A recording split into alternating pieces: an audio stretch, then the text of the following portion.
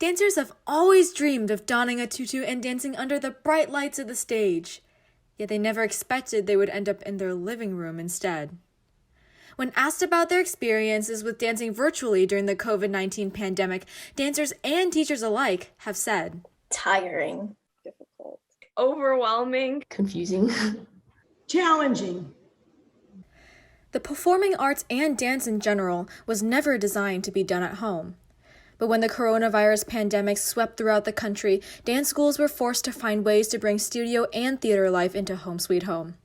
This brought struggles for dancers and teachers, including the lack of adequate dance equipment, tight spaces, and the increased difficulty of proper instruction. I feel like it's kind of like held me back from improving because I can't really do certain moves at home. Like we can't try new steps because it's really unsafe. You can't really talk to anyone and you don't get to see any of your friends, so that's kind of sad. You need to work with others and work with the teacher in person. And with COVID, there's so many barriers there. It's kind of hard to keep up motivation sometimes, simply because there's not something you're working towards, like a show or something. While moving dance classes online has proven to be a challenging and tiresome feat for everyone, some have found that there are actually advantages of dancing virtually. There's no commute to dance. Like normally it takes like 15 minutes to get there and then to come back. So like I save 30 minutes a day, I guess. Working by myself and just doing a bunch of basics on my own, I think that really helped my personal technique.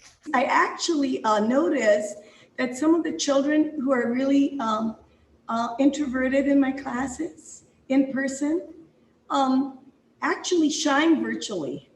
They enjoy the virtual classes. They look forward to it. I'm not really sure, maybe because they feel safer in their homes, but it's really nice. I feel like it's also another chance that you can to get a peek at other studio. Ever since the pandemic started, a lot of dancers, they offer virtual lessons on the internet. According to dancers, although moving away couches has given them more space, it still did not provide the means to dance safely.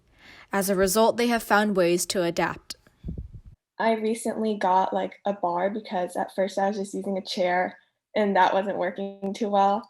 And I've also pushed tables and couches aside, and I've gotten Marley floor because it was too slippery to dance at home. We got a mat, and it's a really useful mat because it softens the floor and it makes it easier to do things. It's just like more comforting thing to use than the hardwood floor.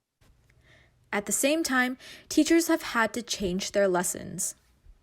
I've had to learn how to adjust in terms of integrating more storytelling, including more music, free dance, or little games. I don't usually put too much of that in my regular teaching time, but I've been able to adjust to do that.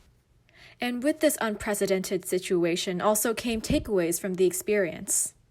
One thing I learned was that it's also possible to dance by yourself and also work diligently in an environment where you're not used to.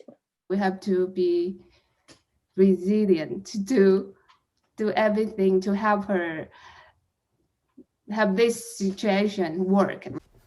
Dancers and teachers alike have been seemingly thrown into a chaotic 8 months of virtual dance, and they predict when this entire situation will go back to normal.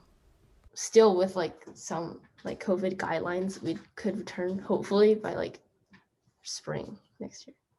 I don't think we're gonna get to do our December show this year because of Corona is so pretty close. But then maybe at least next summer, I hope we can start doing some shows. There's so much also in dance that can't go through virtually always. Ideally, they need to get back into the studio.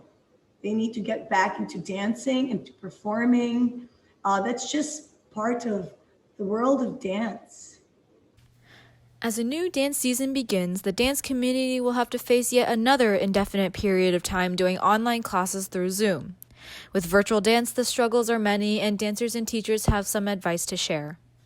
Try your best to learn the best way you can in your circumstances, and you can still grow in your dancing. You can still learn so much from your teachers. Try to remember what it's like dancing in a studio and try to like replicate that at home. Just keep your hopes up, like keep working hard and pushing yourself, and know that like one day we will go back. The performing arts was one of the many that have been hit especially hard during the COVID-19 pandemic. With non-idealistic environments, dancers and teachers found it difficult to maintain the same dance experience they had prior to quarantine. The challenges then brought the need to adapt to their circumstances in a creative way. Although the pandemic seems far from over, the dance community still hopes for the eventual return to their version of normalcy that proves to be vital for the dance world. This is Kaitlyn Huang reporting for New Media Lit.